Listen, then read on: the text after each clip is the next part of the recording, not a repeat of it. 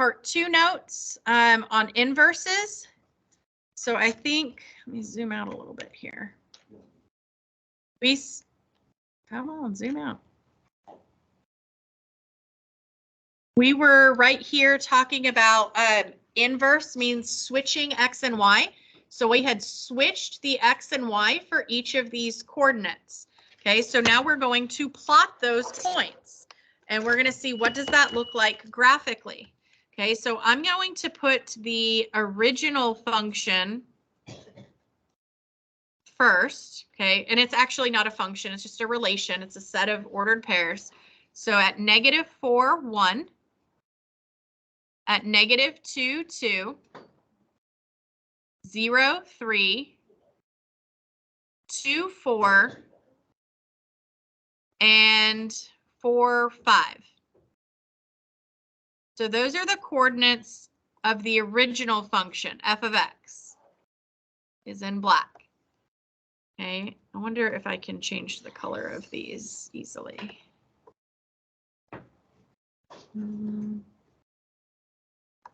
Blue? No, it did not change them to blue. Oh well. Okay, so I'll do the inverse function in blue here. So at 1, -4, at 2, -2, 3, 0, 4, 2, and 5, 4. So this is the inverse. Remember, we used that little -1 power to indicate inverse. So f inverse of x. Okay, so what can you tell me? What do you notice about these two relations, these two different sets of ordered pairs?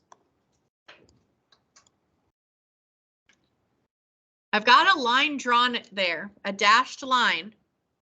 Why do you think that is? Is there anything, any comparison with that line maybe that you notice? Okay, so they're eventually going to meet up here on that line, right? When they intersect, it's going to be on this line. That's accurate. That's true. And the reason is because this line is a line of symmetry. Okay, these two functions, the function and its inverse, are a reflection of each other across this line. Do you see how all those points are equidistant from this line? Okay, so however you want to word that, but a function and its inverse, FCN is my abbreviation for function,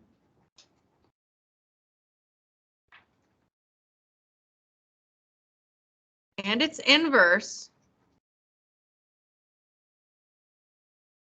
are, you could say they are symmetric or they are a reflection across this line. Does anybody recognize what line that is?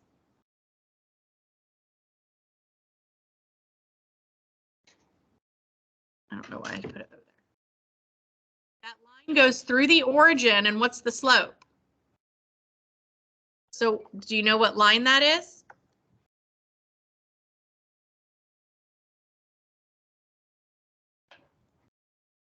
Nobody recognizes that? Slope of 1 through the origin? Say it again. Well, it's a line of symmetry in this case, but like, what's the equation of this line? Yeah, that's just y equals x. That is the linear parent function, isn't it? So this is the line y equals x. That's the original function. That's the inverse function. So a function and its inverse are symmetric across the line y equals x. They're symmetric across that linear parent function.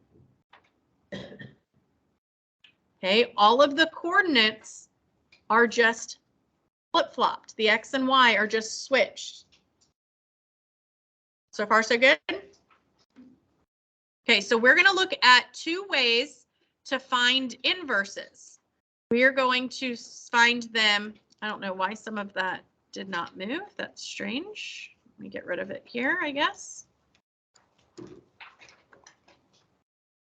I don't know what's happening.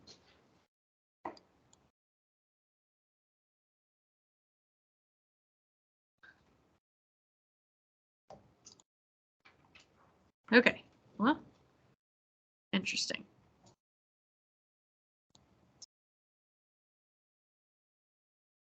And now my drawing tools are gone again. Oh, there they are. They're back. Fun times. Okay, so in example 1, A and B, we're going to find inverses graphically. So graphically finding inverses, we can graph the line of the given function and then use that line to graph the inverse function, because we know the ordered pairs are just switched, right? Now, some of you can see a linear function because this is in the form mx plus b, right? Slope-intercept form.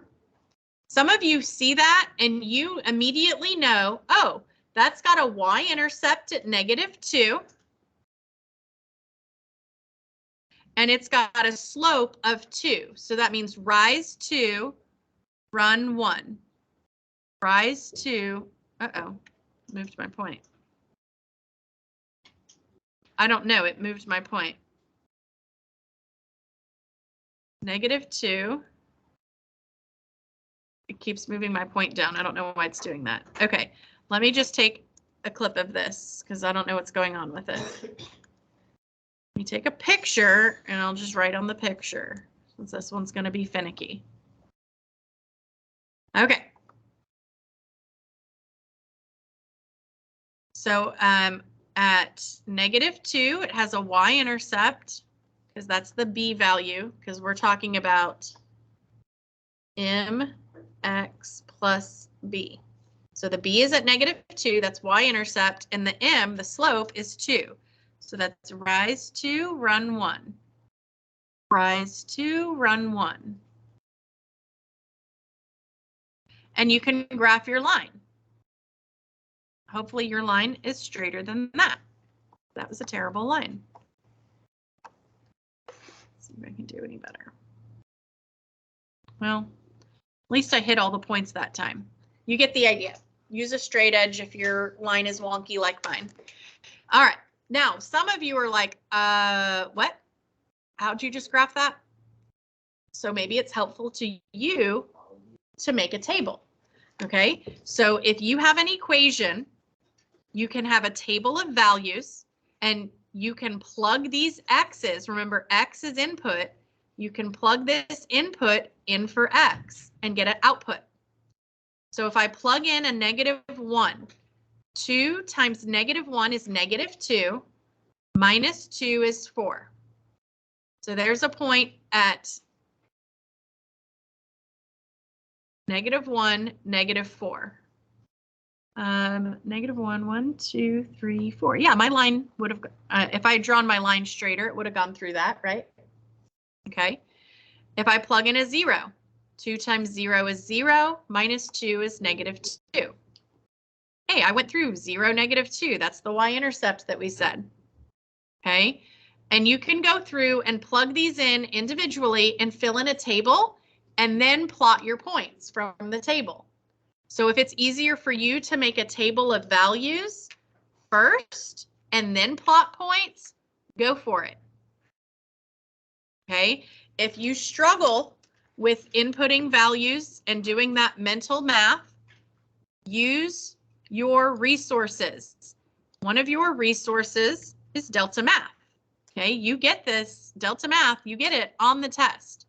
Okay, so let's make a new line and let's just input that equation, 2x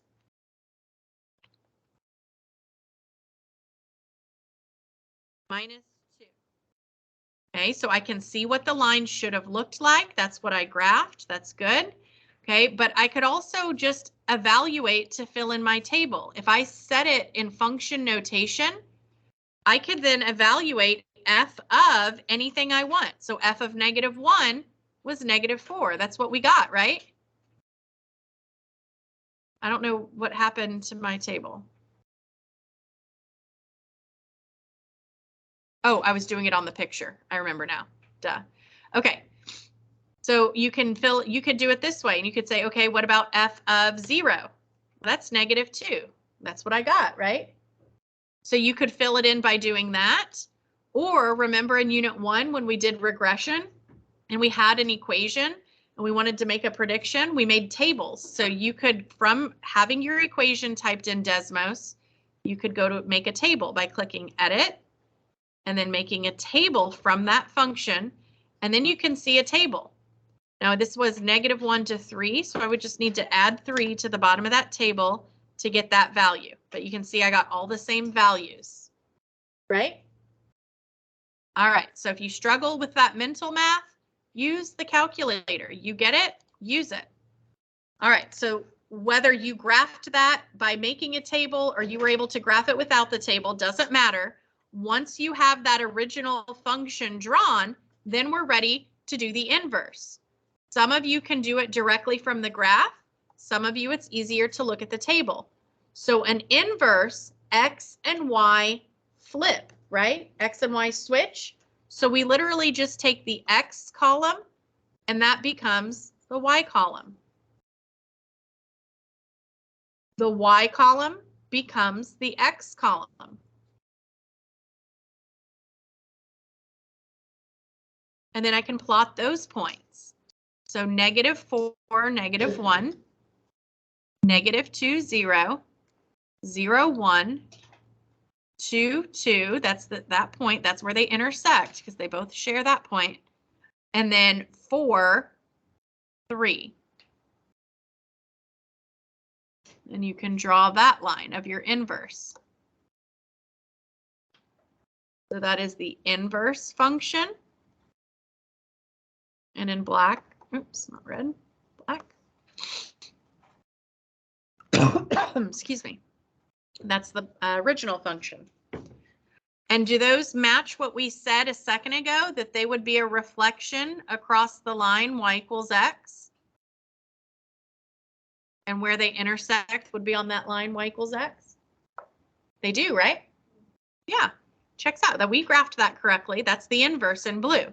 Now they want us to write the equation for it. So again, somewhere on here, remind yourself mx plus b. What is the b? Not the b is the y-intercept. The m is the slope.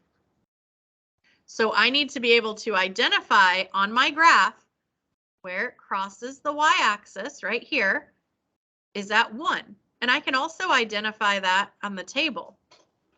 Went over 0, up 1, that's my y-intercept. That's going to be my b. B is 1.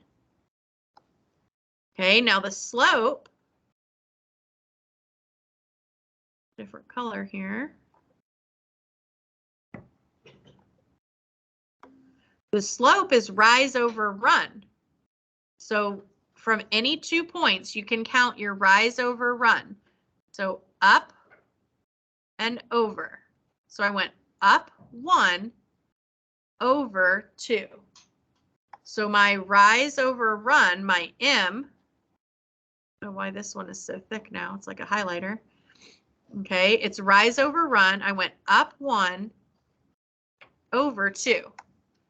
So I've got my, and that's positive. Up and to the right is positive. So now I can write my equation. My m is 1/2, and I've got x, and then my b is a positive 1, so plus 1. So now I've got my inverse of f of x. So that was graphically. Graph it first and then come up with the equation. Good? With that process? Okay. So let me,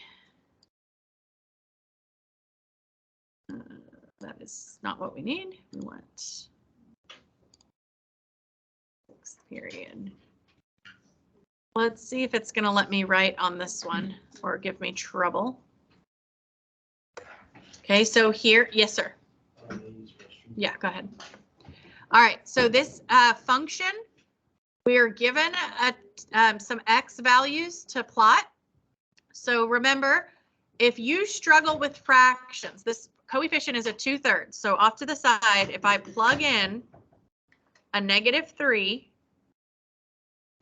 for that X right there, and I'm trying to do a fraction times a number, remember fractions, you multiply across the top and the bottom, numerator times numerator, denominator times denominator. If you need to see this with a denominator, it's understood over 1. So 2 times -3 is -6. 3 times 1 is 3. What's -6 divided by 3? -2. So this term would be -2 minus 2 would be -4. Okay. Or some of you may realize without multiplying across the top and bottom, you may realize, hey, those 3's are going to reduce. That's just going to be -2. And then you plug that in for that first integer and then -2 and you get -4 still. Okay, you also get a calculator. So if you can't multiply those fractions or you don't want that to be what messes you up, go and type in the calculator 2/3 times -3 minus 2. Or type in the whole function and type in f of -3, like I did on the last one. Okay, so you don't have to do these by hand. You can use the calculator the way I showed you with example A or part A. Okay, but if I plug in a 0, I'm going to get -2. If I plug in a 3, I'm going to get 0. So I'm going to go plot these points at -3, -4, and 0, -2, and 3, 0. So here's my original function. Oh, that line was way better than the last one. Okay, now I'm going to do the inverse. So what was the X column is now the Y column. What was the Y column is now the X column. And now I can plot those points. So -4, -3, -2, 0, and 0, 3. I can draw that line of my inverse, and I can visually see that is a reflection across that line, y equals x.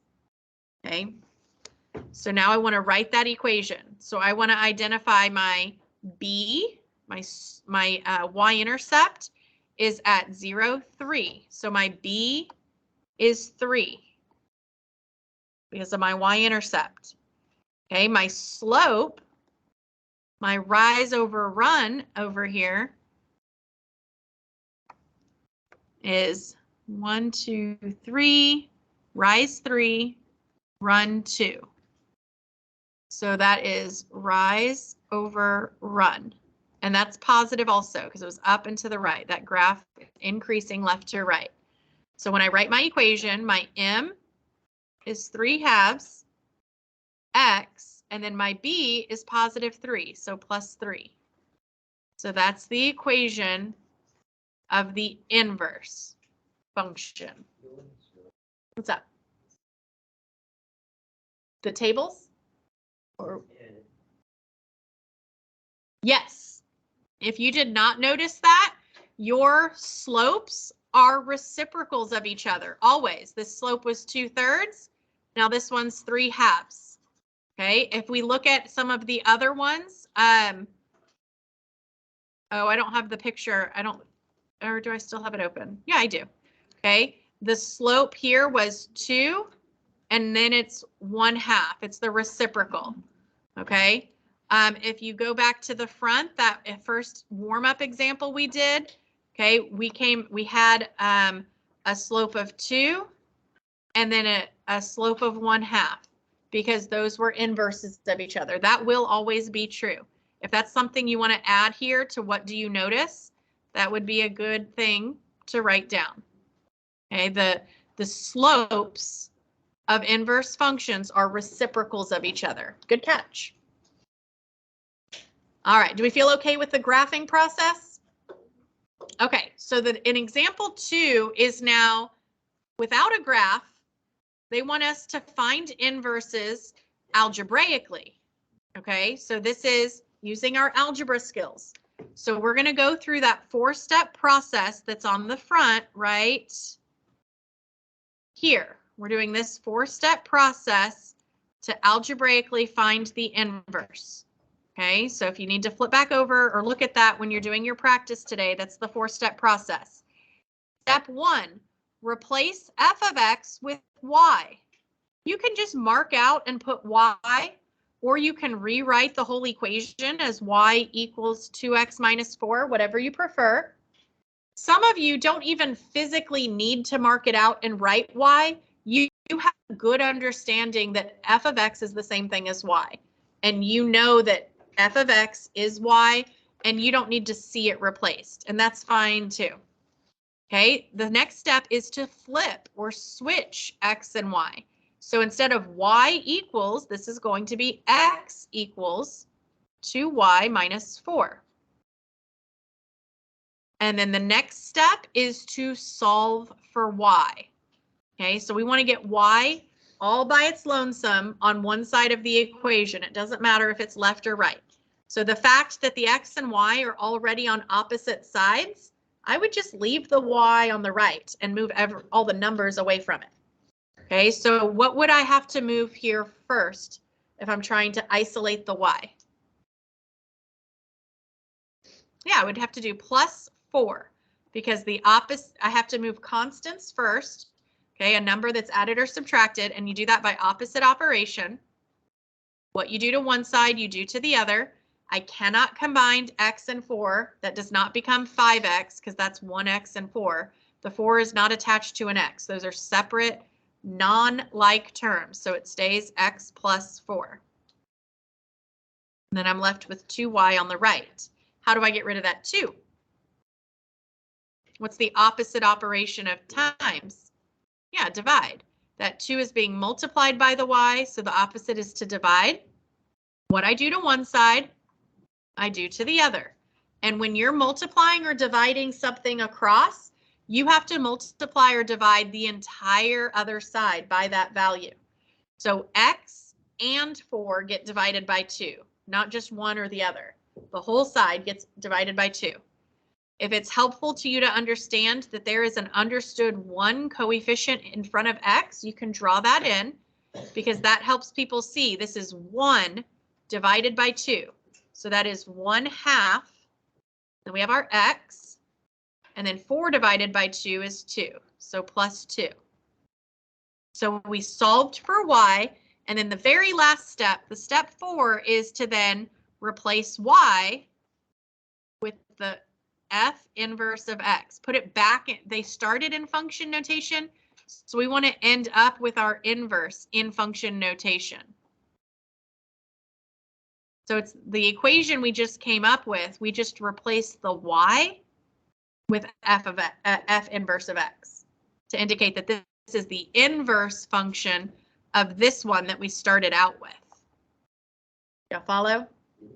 So a way that you can check when you're working this algebraically, you're a more visual person, pull up that Desmos and say, okay, I'm going to check my original function was f of x equals 2x minus 4.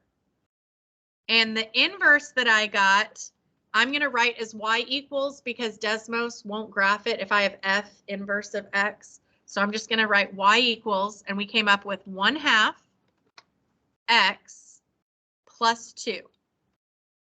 So if you're not sure that you did the work right, look at the graph. Do those look like a reflection of the line over the line y equals x? You could turn that y equals x line on and actually see it. See how they intersect on that line? They are a reflection, and you can check your intercepts. Look, 0, 2, 2, 0. X and y switched. What was the y-intercept became the x-intercept, or vice versa. The blue is the original. Okay, on the blue, on the original, the y-intercept was -4. So now on the inverse, the x-intercept is -4. Okay, so that's another way that you could check those. Good? So if you like to check with the graph, even if you solve it algebraically, you can check with the graph. If you don't like doing it algebraically on the test, you don't have to do it algebraically. You can do them all graphically if that's what you prefer. You don't have to do any graphically. If you want to do them all algebraically, you can. So if you like one method over the other, stick with that method. They both get you the right answer. All right, so for part B, let's try that one. We're going to replace f of x with y, and then we're switching x and y. So this is going to become x equals 1/3 y plus 2, and then I'm solving for y. So the first thing I need to do is move that plus 2 by subtracting 2. Again, I cannot combine the x with that, so that's x minus 2. Now, my coefficient this time is a fraction, okay? It's not as straightforward as over here where I just had to divide by 2, because now I would be dividing by a fraction, which gets kind of confusing. So I want you to remember, instead of dividing by a fraction, you can multiply by the reciprocal. Remember, reciprocal is what we just talked about, where the fraction is turned upside down. So instead of 1/3, that would be 3/1. Because if I multiply by the reciprocal, won't that cancel this out over here? It'll cancel that 3 in the numerator and denominator will reduce. Y'all see that? So you can multiply by 3 instead of dividing by 1/3. Okay, now what we do to one side, we do to the other. The entire, I don't know why I keep getting these stray lines here. Sorry about that, guys. What we do to one side, we do to the other, and the entire other side has to get multiplied by 3, just like the entire other side got divided by 2. So that 3 is going to have to get distributed to both the x and the -2. So that becomes 3x minus 6. And I got my y by itself. But now I want to rewrite it in function notation. So I got 3x minus, oh my gosh. Making my handwriting look bad. Yes, sir. Did you have a question?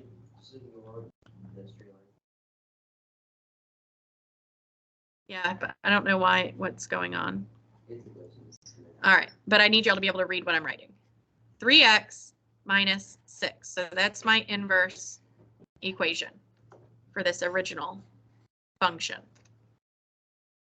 All right, last one for algebraically. I'm going to switch x and y. So this is going to become x equals -3y plus 9. Notice I didn't have to physically replace the f of x with y. If I understand that's the y and it's switching spots, you can just jump straight to that. So then I'm going to solve by adding 9 to both sides to start. Now, if you don't have a constant, you don't, oh my gosh, x plus 9, you don't always have a constant to move. Sometimes it would just be like 3y and you just have to do the division. Okay, but in this case, we did have a constant to move, so we moved it first. Now we're going to divide out the coefficient, in this case, -3. Divide everything by -3. I do want to point out here a mistake some people tend to make with a negative coefficient is to try to add 3 instead of divide by -3. This is not y minus 3. This is -3 times y. The operation between the number and the variable is what we're doing the opposite of.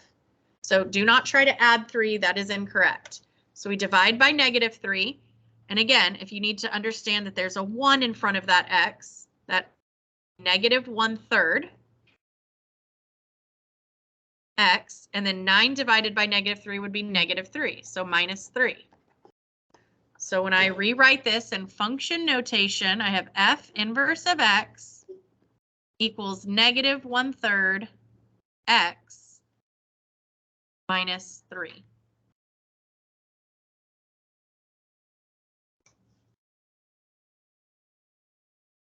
All right, on the last section here, you are not given an equation. you're given the graph. So you can do the same thing. You can find an inverse without an equation. If you're given the graph, zoom in graph. We're going to do like we did on the first ones. I'm going to pick out some points and I'm going to flip them. If I know the x-intercept of the original function, what is that going to be on the inverse? The y-intercept. So I'm going to go, this is at 6 on the x. So I know there should be a point at 6 on the y for the inverse. If my y-intercept is at 2, what does that mean for the inverse? 2 on what? On the x-axis, I should be at 2 because your x and y switch. So what was your x-intercept becomes your y-intercept. What was your y-intercept becomes your x-intercept. And then you can graph through just those 2 points. If you want to pick additional points to plot, you can find other ones to move. For instance, on this one, there's a point here, and that's at -6, 4. -6, 4 would turn into 4, -6. So I can see 4, 1, 2, 3, 4, 5. Hey, yeah, I go through that point, don't I? So you can do as many points as you need to, but really just the x and y intercepts is enough. So I have my inverse function, and then I need to be able to write the equation. So I need to know what is the y-intercept, which in this case is at 6, and I need to be able to count. That stopped working. Let me use this stylus. I need to be able to count the slope, so the rise over run. And again, you only need 2 points to do this. So I can count the rise over run. Here, I go up 6 and I went left 2. So my slope is actually -6/2 or -3. And the B value was at 6. So I've got my M, I've got my B. I can write my inverse equation as -3x plus 6.